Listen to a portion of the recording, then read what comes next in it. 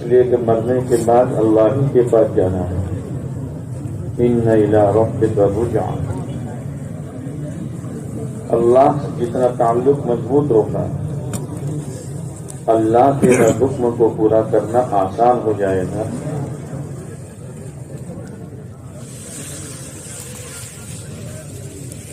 آسان نہیں ہوگا بلکہ مزیدار ہو جائے گا. اور یہ اللہ کے احکامات والی پیارے نبی علیہ الصلوۃ والسلام کی سنتوں والی زندگی گزار کر آدمی جائے گا اور جب تک دنیا میں رہے گا تب تک چین سکون اطمینان راحت کامیابی برکت. اور جب دنیا سے جائے گا تو سکرات سے لے کر جنت میں جانے تک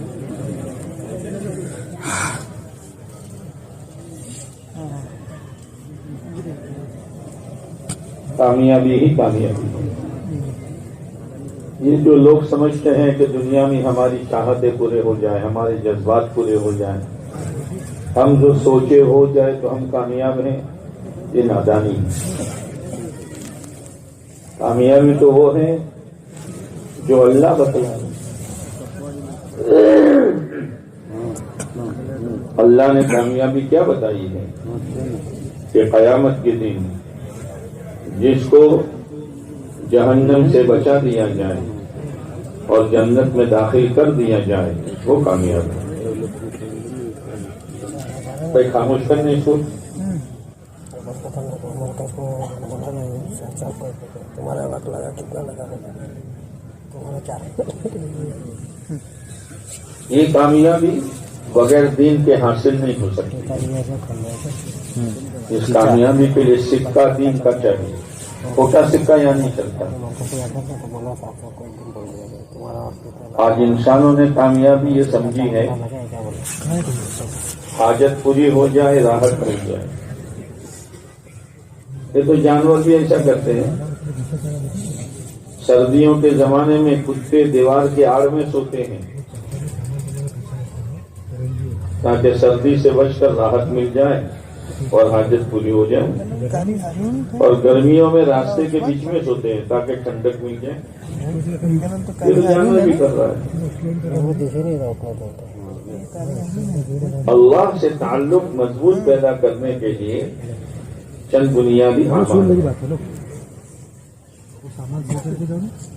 ان بنیادی اعمال کو جب کیا جاتا ہے تو اللہ سے تعلق مضبوط ہو جاتا ہے. اور جب اللہ سے تعلق مضبوط ہو جاتا ہے تو یہ تعلق اللہ کی نافرمانی سے بچا دیتا ہے. کہ میں اللہ کے حکم کو توڑوں جس کا میرا اس کا ایک تعلق ہے. گناہ سے بچنا آسان ہو جاتا ہے اور اللہ کا جو حکم اس وقت آئے اس حکم کا پورا کرنا آسان ہو جاتا ہے. اس لیے اپنی زندگی میں نماز تو ماشاءاللہ ہم پڑھتے ہی ہیں. اس کے علاوہ اللہ کے ذکر کی پابندی کرنی چاہیے. اللہ تعالیٰ کہتا ہے فاذکرونی اذکرکم. تم مجھے یاد کرو میں تمہیں یاد کروں گا. تم مجھے یاد کرو عبادت کے ذریعے میں تمہیں یاد کروں گا عنایت کے ذریعے. میری طرف سے عنایت ہوگی. ہم لوگ کے اندر سے نا اس میں بھی جون کے اس میں بھی بات اللہ کی یاد کل پھر رات میں مغرب اس کا ہمیں معمول بنانا چاہیے. اس کی عادت ڈلوانے کے لیے 3 تسبیحات کا اہتمام کیا جاتا ہے. تیسرے کلمے کی تسبیح، درود پاک کی تسبیح، استغفار کی تسبیح روزانہ صبح شام 100 مرتبہ پڑھنا چاہیے. اس سے اللہ کا تعلق مضبوط ہوتا ہے. چلنے کے لیے کھڑے ہوا 4 مہینہ لکھیں گے. دوسرا عمل ہے تلاوت. کوئی دن ہمارا تلاوت سے خالی نہیں جانا چاہیے.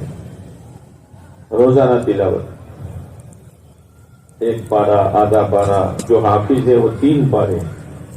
بہت سے ایسے خوش نصیب بندے ہیں جو حافظ تو نہیں ہیں لیکن روزانہ کی 1 منزل پڑھتے ہیں. 7 منزلیں ہیں قرآن میں 1 منزل پڑھتے ہیں. یہ ضروری نہیں کہ ایک ہی بیٹھک میں پڑھے. 5 نمازوں میں تھوڑا تھوڑا پڑھے. منزل نہیں قرآن مجید اللہ کا کلام ہے. قرآن مجید کی تلاوت کرنے والا اللہ سے باتیں کرتا ہے، اللہ سے باتیں کرتا ہے. قرآن میں 7 منزل ہے تو اور تیسرا عمل ایک ہے منزل کتنا بڑا ہوتا ہے؟ دعاؤں کا اہتمام. جتنے منزل پڑھتے ہیں نا وہ بولتے اس لیے کہ ضرورت پڑتی ہے تو انسان اپنے تعلق والے کے پاس جاتا ہے. ایک پارٹ پڑھتے ہیں ایسا بھائی ذرا میرا کام بنا دو، تو ٹینشن نہ لگے کون تعلق والے کے پاس جاتا ہے. آدھا پارا جب کوئی بیماری آ گئی، کوئی پریشانی آ گئی، قرضہ چڑھ گیا، کوئی الجھن آ گئی، کوئی کام بنتا ہوا نظر نہیں آتا تو آدمی اپنے تعلق والے کے پاس جائے گا.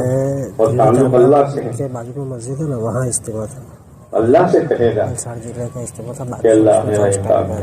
ہاں بہت پہلے لیکن اس ٹائم پہ ادھر ایک دعا اثر کے بعد کی مشکل قبولیت کے لیے چند چیزیں ضروری ہیں. بندہ صبح ہر دعا قبول نہیں ہوتی. اس کو کیا سواب حدیث پاک میں آتا ہے لیکن تب کہ سے ایک شخص بہت لمبے لمبے سفر کرتا ہے. پڑھنے کا جیسا 100 آیت پڑھنے بولا کپڑے گندے ہیں، بال بڑا گندا ہے، صبح فاتحہ پڑھتا ہوں اور ہاتھ لمبے کر کے کہتا ہے یا رب یا رب یا رب. اتنا تو پڑھتا ہی ہے.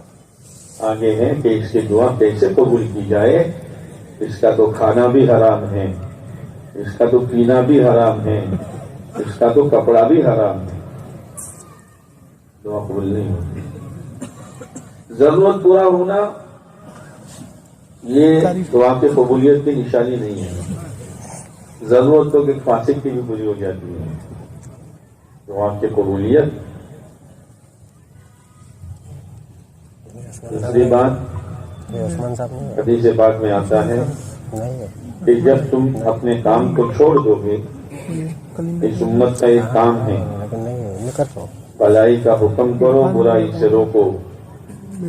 جب تم کام چھوڑ دو گے تو تمہارے لیے دروازے بند ہو جائیں گے. عثمان صاحب نہیں ہے تو گوگل میں مدد مانگو گے، مدد نہیں ملے گی. لیکن میرے کو اتنا دیر پر دکھ نہیں رہا ہے. دعا کرو گے، دعا کی قبولیت نہیں ہوگی. کام چھوڑ دیا ہے، اس لیے نیت کرو کہ انشاءاللہ موت تک دعوت کا کام کریں گے. انشاءاللہ.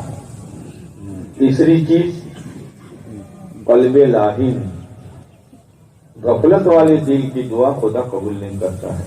نیت نہیں دینے مانگتا ہے اللہ سے، دھیان کہیں اور ہے. کون ہے ہم کسی سے مانگے اور ہم دوسروں کی طرف دیکھیں اور اس سے مانگتے وہ دے گا. غفلت والے دل کی دعا اللہ قبول نہیں کرتا. یہ 3 عمل ایسے ہیں جس سے اللہ کا تعلق مضبوط ہوتا ہے. نہیں اس لیے روزانہ ذکر بھی ہو، روزانہ تلاوت بھی ہو، اور روزانہ دعاؤں کا اہتمام بھی ہو. ہر وقت ہم اللہ کی مدد کے محتاج ہیں، اس لیے ہر وقت دعا کرنی چاہیے. اس کے علاوہ میرے دوستو، جب اللہ سے تعلق مضبوط ہو جاتا ہے تو پھر اللہ کن چیزوں سے راضی ہوتا ہے، کن چیزوں سے ناراض ہوتا ہے، اس کی طرف آدمی کا دھیان جاتا ہے. سماج کیا کرتی ہے، برادری کیا کرتی ہے، اس کو نہیں دیکھتا. میرے اللہ کا حکم کیا ہے بس. عائشہ رضی اللہ تعالی عنہ نے عائشہ رضی اللہ تعالی عنہ کے پاس حضرت معاویہ رضی اللہ تعالی عنہ نے خط بھیجا کہ امی جان مجھے کوئی نصیحت کرنی لیکن مختصر. تو عائشہ رضی اللہ تعالی عنہ نے جواب دیا، جو شخص اللہ کو راضی کرنے کے لیے مخلوق کو ناراض کرتا ہے تو ایک دن وہ آتا ہے کہ اللہ مخلوق کو بھی راضی کر دیتا ہے. بعض موقع ہوتے ہیں جیسے نکاح کا مسئلہ ہے، سماج کا طور طریق الگ ہے، برادری کا طور طریق الگ ہے، اور ایک جوان ہے، دلہا ہے یا دلہن والے ہیں، وہ اس بات پر ہے کہ نہ بھائی اس میں فضول خرچی نہیں ہوگی، شریعت کے خلاف کوئی قدم میں نہیں اٹھاؤں گا. اب جس کی وجہ سے باپ ناراض ہو گیا، بھائی ناراض ہو گیا، تو ایک وقت تو آئے گا کہ اللہ ان کو راضی کر دے گا. اور اگر کسی شخص نے مخلوق کو راضی کرنے کے لیے اللہ کو ناراض کیا تو چند دنوں کے لیے کٹمب، قبیلہ، سماج، برادری راضی ہو جائے گی، لیکن ایک وقت وہ آئے گا کہ اللہ ان کو بھی ناراض کر دے گا. نہ ادھر کا رہا نہ ادھر کا رہا. صلی اللہ کی رضامندی. نکاح کوئی سماجی چیز نہیں ہے بزرگوں. نکاح ایک عبادت ہے. اس لیے آپ علیہ السلام نے فرمایا نکاح کا اعلان کرو. بدکاری کا اعلان نہیں ہوتا. نکاح کا اعلان کرو. وَجَعْلُوهُ فِي الْمَسَاجِدِ. اور نکاح مسجدوں میں کرو. یہ ماشاءاللہ ہمارے 3 دن کے لیے عبادت گاہ ہیں. سب باوضو بیٹھے ہیں. سب کا رخ قبلے کی طرف ہے. سب نماز پڑھ کے بیٹھے ہیں. یہاں جو نکاح کی مجلس ہوگی کوئی بیڑی پیے گا؟ بولو نا، پینی ہے کیا؟ کوئی سگریٹ پیے گا؟ سب اللہ کی طرف متوجہ ہیں. جتنے یہ لوگ ہیں اس سے زیادہ فرشتے ہیں. کتنی برکت آئے گی نکاح میں. وَجَعْلُوهُ فِي الْمَسَاجِدِ. مسجدوں میں نکاح کیا کرو. لیکن مصیبت یہ ہے کہ آج امت نے نکاح کو سماجی و برادری بنا دیا. جتنی برادریاں اتنے نکاح کے طریقے. شیخ کا طریقہ الگ، پٹھان کا طریقہ الگ، بلوچ کا طریقہ الگ، میمن کا طریقہ الگ، مومن کا طریقہ الگ. بھئی کیوں الگ الگ کیوں ہو گیا؟ یہ جتنی برادری ہے سب کی نماز کا طریقہ الگ الگ ہے کہ ایک ہے؟ بولو نا. اس لیے اس کو عبادت سمجھا ہے. جس برادری کا آدمی ہوگا حج کرنے کہاں جائے گا؟ ممبئی جائے گا کہ مکہ جائے گا؟ بولو نا. رمضان میں سب روزے رکھتے ہیں. 5 نمازوں کا ہر ایک کے لیے طریقہ ایک ہے. نکاح کا طریقہ کیوں بدلا؟ اس لیے کہ ہم نے اس کو عبادت نہیں سمجھا.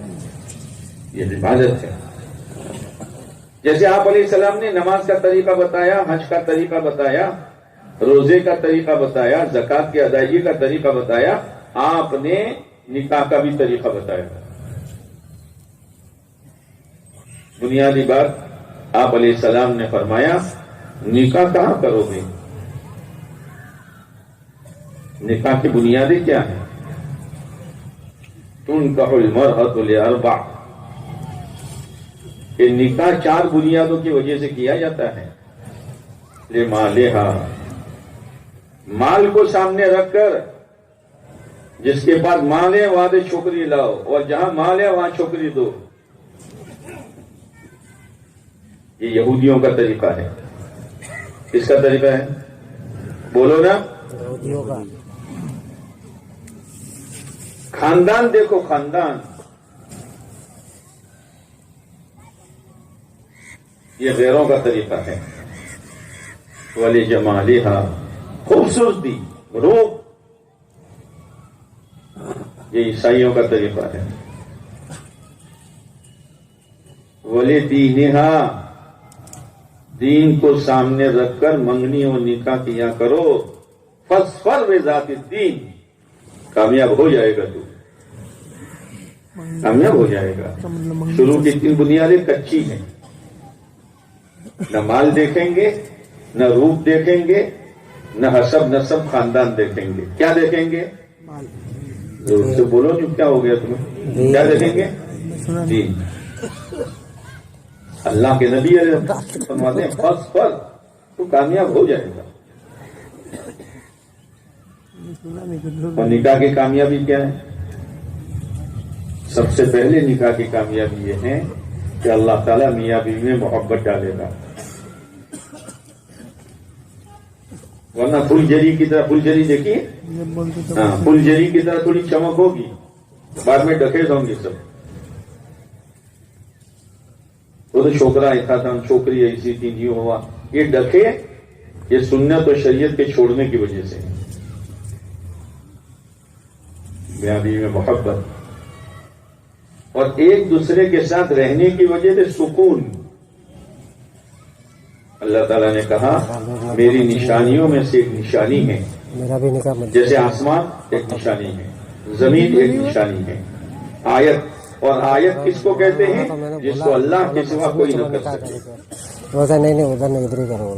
قرآن کی آیت ہے تو اللہ کے سوا کوئی ایسا قرآن اتار سکتا ہے؟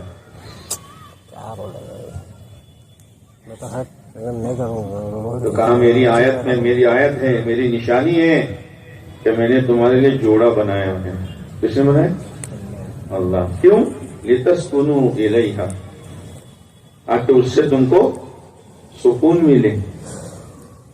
ایک تو یہ وجعل بینکم مودۃ ورحمہ، اور تمہارے درمیان محبت رکھی اور خیر خواہی رکھی.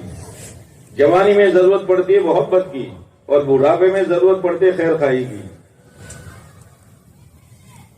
جوانی میں کیا کی ضرورت پڑتی ہے؟ بولو نہیں یار، بڈھے ہو گئے تو کیا کی؟ محبت. اور بڑھاپے میں خیر خواہی کی. جن کی بڈھیاں نہیں ان سے پوچھو کیا حال ہے گھر میں. بڈھی ہوگی کھانے کا فکر کرے گی، بستر کا فکر کرے گی، تیرے ابا کو کھانا کھلا دے، تیرے ابا کو پانی پلا دے. خیر خواہی. صحیح بات ہے. یہ نکاح کی برکتیں ہیں. تو رشتہ کہاں کرو گے؟ دین کو سامنے رکھ کر. حضرت عمر رضی اللہ تعالیٰ عنہ رات کو چکر لگا رہے ہیں. ایک مکان کے اندر سے آواز آئی، بیٹی اٹھ جلدی، دودھ میں پانی ملا دے. وہ زمانہ تو اچھا تھا کہ لوگ دودھ میں پانی ملا دیتے، اب تو پانی میں دودھ ملا دیتے.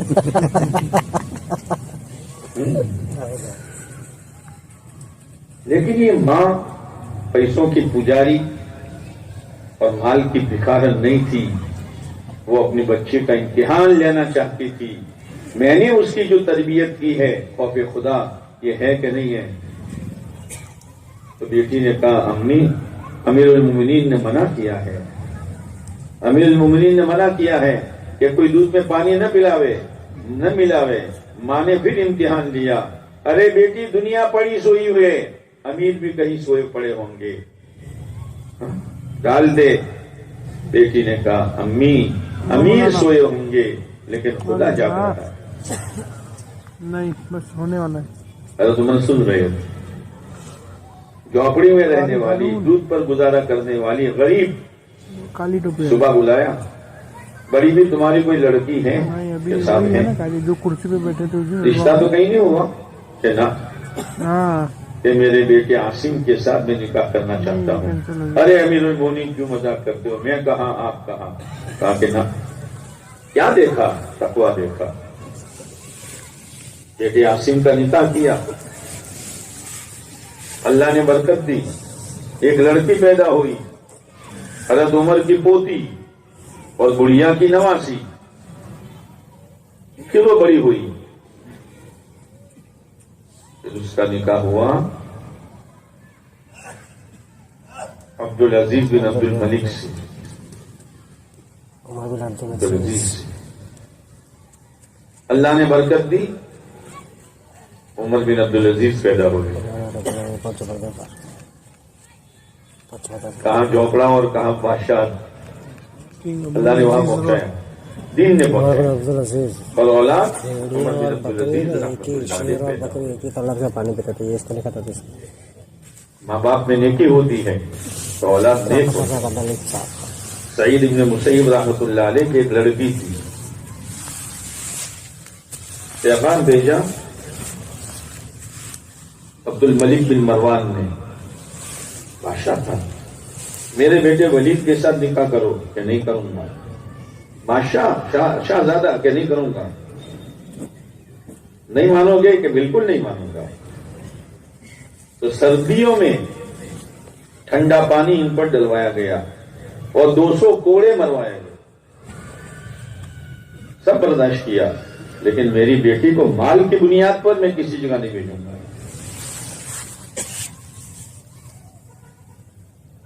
ان کے ایک شاگرد تھے عبداللہ، وہ پڑھنے آتے تھے. 3 دن تک نہیں آئے. چوتھی دن آئے تو پوچھا عبداللہ 3 دن تک نہیں آئے؟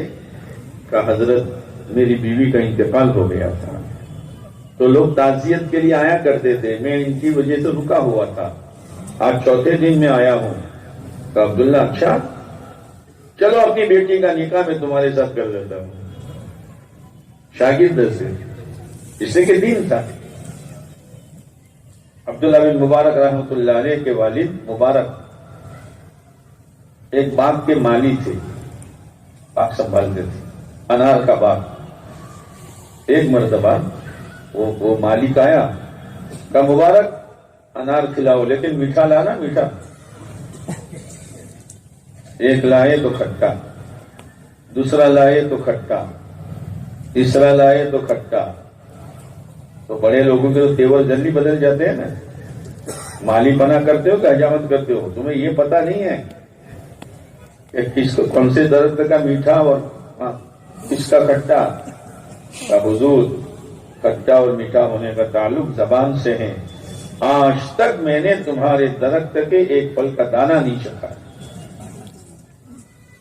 تم آؤ نہ آؤ, میرا کام تو مالک بنا.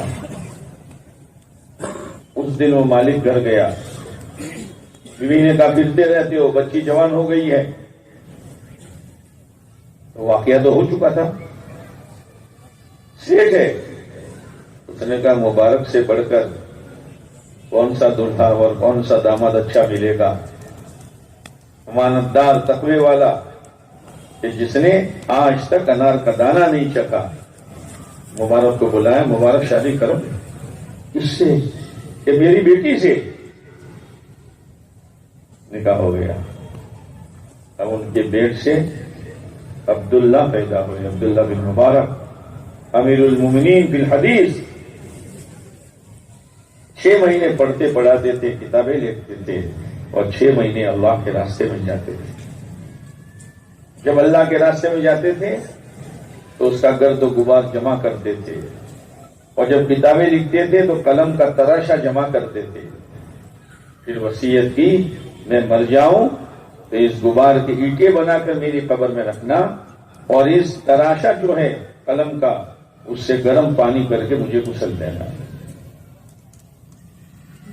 نیک اولاد اللہ نے دی. ایک مرتبہ سبق پڑھا رہے تھے, سبق پورا ہو گیا تو پہلے اس سائی کا کھڑیا سمجھ کیا کہتے ہیں, بولن جو کہتا ہو سن پوٹ, کھڑیا ہے نا, کھڑیا اور قلم ہے نا. تو لکھتے لکھتے کھڑیے ختم ہو گئے تو پڑھنے والوں نے وہیں چھوڑ دیے. گینے گئے تو 90,000 تھے. اتنا بڑا علم اللہ نے دیا تقوی کی بنیاد پر.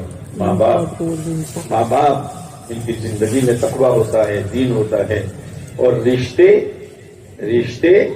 دین کی بنیاد پر کیے جاتے ہیں تو اللہ تعالیٰ نیک صالح اولاد دیتا ہے. اس لیے میرے بھائیوں, نکاح سے پہلے بھی, نکاح کے دن بھی, اور نکاح کے بعد بھی اللہ سے ڈرتے رہو. اس لیے یہ نکاح کے وقت جو آیتیں پڑھی جاتی ہے 3, اس میں نکاح کا کوئی تذکرہ نہیں ہے. ان 3 آیتوں میں نکاح کا کوئی تذکرہ نہیں ہے. حالانکہ نکاح کے متعلق آیتیں ہیں, فانکحوا ما طاب لکم وانکحوا الایام, لیکن ان میں سے کوئی آیت آپ نے نہیں پڑھی. اچھا, یہ 3 آیتیں برکت کے لیے نہیں پڑھی. اگر برکت کے لیے آپ پڑھتے تو سورہ فاتحہ پڑھتے, آیت الکرسی پڑھتے. ہاں, ایک سبق دیا گیا ہے, او دلہو و دلہنو, او دلہا والو و دلہن والو, ایک نعمت خدا تمہیں دے رہا ہے, رب ہے تمہارا, اس سے ڈرنا. یہ نہیں کہ رشتہ ہو گیا, منگنی ہو گئی, شادی کا دن آ گیا تو اللہ ہی کو بلا دیا. یا ایھا الناس اتقوا ربکم, تمہارے رب سے ڈرنا. یہ تقوی کا سبق دیا گیا ہے کہ اللہ سے ڈرو. نکاح سے پہلے مستیاں نہ کرو, اللہ کا کوئی حکم نہ توڑو, شریعت کے خلاف کوئی حرکت نہ کرو, نکاح کے دن بھی نہ کرو, اور نکاح کے بعد بھی نہ کرو. رخصتی سیدھی سادی کرو, رخصتی میں طوفان نہ بچاؤ. حضرت فاطمہ رضی اللہ تعالیٰ عنہ کی رخصتی کیسے ہوگی؟ نکاح ہو گیا, اور نکاح بھی کیسے ہوا کہ حضرت عمر, حضرت ابوبکر رضی اللہ تعالیٰ عنہ نے حضرت فاطمہ کا پیغام بھیجا. آپ نے فرمایا میرا ارادہ نہیں ہے. حضرت عمر رضی اللہ تعالیٰ نے بھیجا کہ میرا ارادہ نہیں ہے. تو حضرت عبدالرحمن بن عوف رضی اللہ تعالیٰ عنہ نے حضرت علی رضی اللہ تعالیٰ کا تم پیغام لے جاؤ, کہ ان دونوں کو نہ کہا مجھے کہ تم جاؤ تو صحیح. اپنا پیغام خود لے کر گئے. اتنا سادہ معاشرہ تھا. اگر کوئی جوان مسجد کے سامنے کھڑا ہو اور کوئی بڑی میاں نکلے، السلام علیکم بھائی صاحب، خیریت ہے؟ تھوڑا کام تھا. کیا کام تھا؟ تمہاری وہ جوان لڑکی ہے، اس کا نکاح مجھ سے کرو گے؟ اتنے جوتے کھائے گا کہ موت تک حجامت کی نوبت نہیں آئے. حضرت علی رضی اللہ عنہ خود گئے. آپ نے پوچھا علی کیسے آنا ہوا؟ تو شرما گئے کہ فاطمہ سے نکاح کا ارادہ ہے. کیا ہے تمہارے پاس؟ کیا ہے؟ حضرت علی رضی اللہ تعالیٰ عنہ تو آپ ساسم کے پاس بڑے ہوئے تھے. تمہارے پاس کیا ہے؟ ایک گھوڑا ہے اور ایک زیرہ اور بختر ہے. کا گھوڑا رہنے دو اور بختر کو بیچو. یہ حال ہے. اور جنت کی عورتوں کی سردارن کا نکاح ہو رہا ہے. بیچنے کے لیے گئے تو حضرت عثمان غنی رضی اللہ تعالیٰ ملے. علی کیسے آنا ہوا؟ کہ شادی کرنی ہے، پاس میں پیسے نہیں ہیں. یا تو ولیموں کے لیے سود دیا جاتا ہے، ولیموں کے لیے لونیں پاس کی جاتی ہیں. لا الہ الا اللہ. ہفتہ ہفتہ شادیاں چلتی ہیں. تو کتنے میں زرا دینی ہے؟ کہ 480 درہم میں. لاؤ میں لے لیتا ہوں. لے لیا. لو 480 لے کے جاؤ، شادی کی تیاری کرو. جا رہے تھے پھر واپس بولا علی لو یہ بختر بھی لے جاؤ. غریبوں کا تعاون کرو اس طرح سے. جب آئے تو آپ نے چند صحابہ کو بلایا، خطبہ پڑھ لیا اور کہا علی میں نے اپنی بیٹی کا نکاح اتنے درہم بہر کے عوض میں نے آپ کے ساتھ کر دیا، قبول ہے یا قبول ہے؟ یوں کہہ کر حضرت علی رضی اللہ عنہ سجدے میں چلے گئے. اللہ تیرا شکر ہے، اللہ تیرا شکر ہے. مہینے کے بعد یا چند اور دنوں کے بعد رخصتی ہوئی. رات کو رخصتی ہوئی اور 2 عورتوں کے ذریعے سے ہوئی. جمیلہ یہ نہیں تھا، 2 عورتیں. مکان نہیں تھا تو ایک مکان رکھا گیا. دیواریں کچی تھی، نیچے مٹی تھی. 2 عورتیں گئی اور پانی چھڑکا اور مٹی کے ڈلوں کو کوٹا اور ہموار کیا اور 2-4 لکڑیاں ڈال دی کوٹی کے طور پر. اس گھر میں رخصتی ہو رہی ہے. پیارے نبی علیہ السلام کے لخت جگر اور آپ کے کلیجے کا ٹکڑا اور جنت کی عورتوں کی سردارن حضرت فاطمہ رضی اللہ تعالیٰ عنہا تھی. آج ہزاروں روپے دلہا اور دلہن کے مکانوں پر سجانے کے لیے برباد کیے جا رہے ہیں، لائٹنگ پر برباد کیے جا رہے ہیں. کیا ہو رہا ہے؟ پھر برکت کہاں سے آئے؟ رخصتی ہوئی، 2 عورتیں لے کے گئی. آپ نے فرمایا علی سے کہہ دینا میں آ رہا ہوں. آپ تشریف لے گئے. گلاس میں پانی منگوایا، سورہ فلق اور سورہ ناس پڑھ کر دم کیا، تھوڑا پلایا اور برکت کی دعا دے کر آپ واپس آئے. صبح حضرت علی آئے. علی ولیمہ؟ تو میرے پاس تو کچھ بھی نہیں ہے. تو حضرت سعد بن وقاص رضی اللہ تعالیٰ عنہ نے کہا میرے پاس ایک لمبے بالوں والا بکرا ہے، میں علی کو دیتا ہوں. ٹھیک ہے ذبح کرو اور قورمہ بناؤ. قورمہ کیا بناؤ؟ کیا بناؤ؟ قورمہ بناؤ.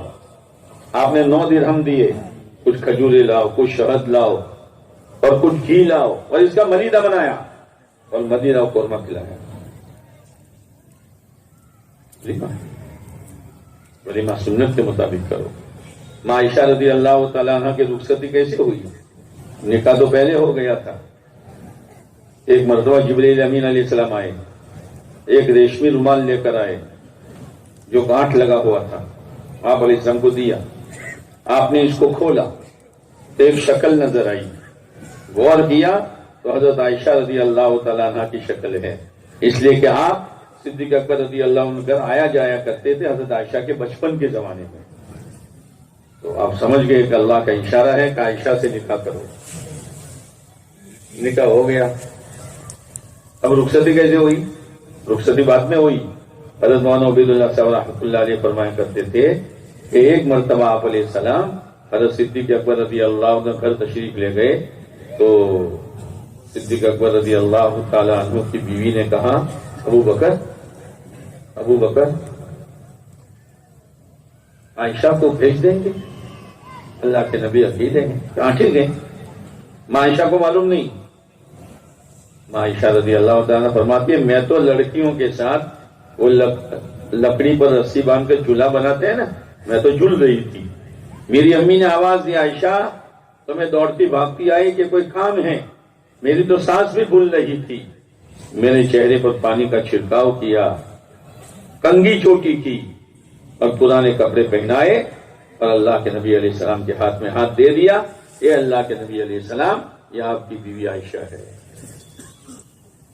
وہ میرے بھائیوں، ہم کہاں ہیں؟ ولیمہ کیسے ہوا؟ آپ صبح تشریف لائے، آپ نے پوچھا کچھ ہے؟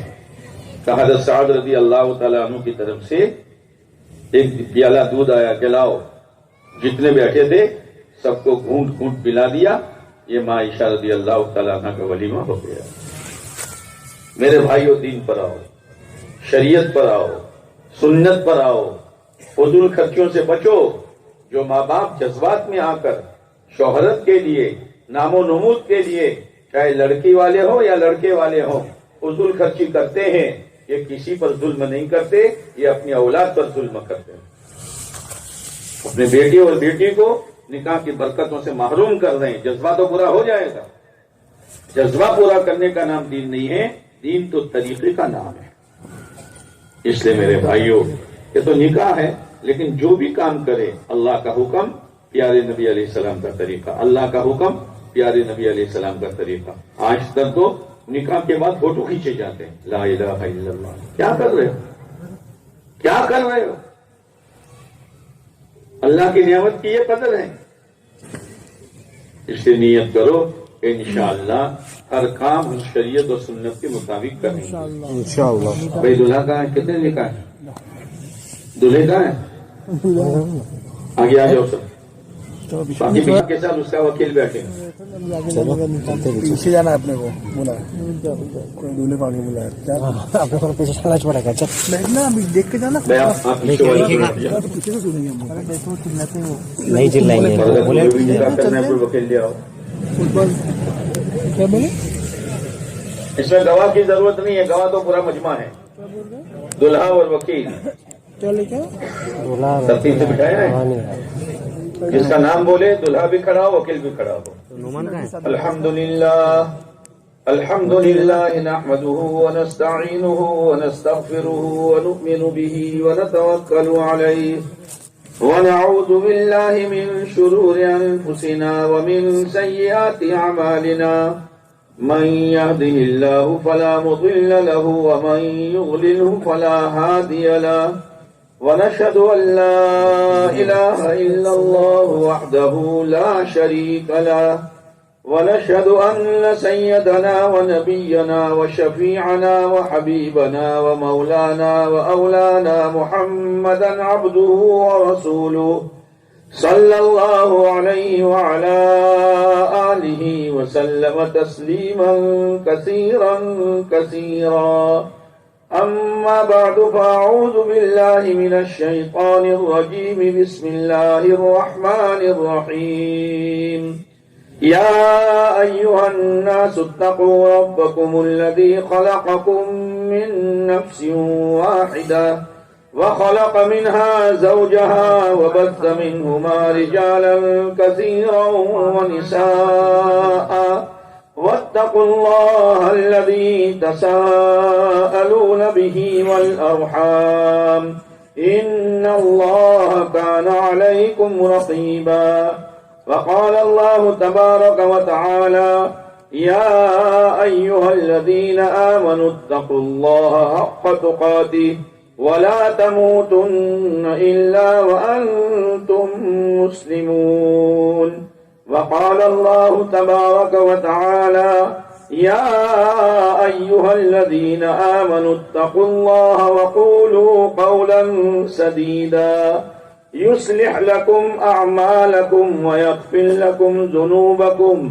ومن يطع الله ورسوله فقد فاز فوزا عظيما، وقال النبي صلى الله عليه وسلم، النكاح من سنتي، وفي رواية فمن رغب عن سنتي فليس مني، أو كما قال عليه الصلاة والسلام۔